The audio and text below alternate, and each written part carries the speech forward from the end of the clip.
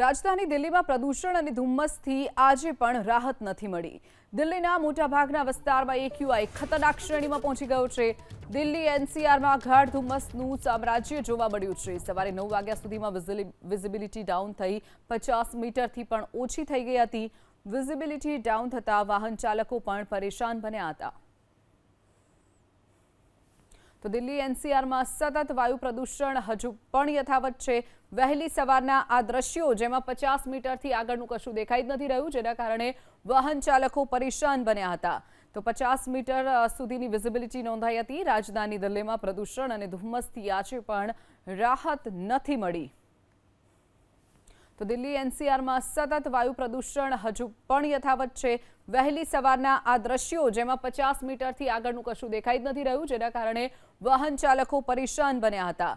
તો 50 મીટર સુધીની વિઝિબિલિટી નોંધાઈ હતી। રાજધાની દિલ્હીમાં પ્રદૂષણ અને ધુમ્મસથી આજે પણ રાહત નથી મળી।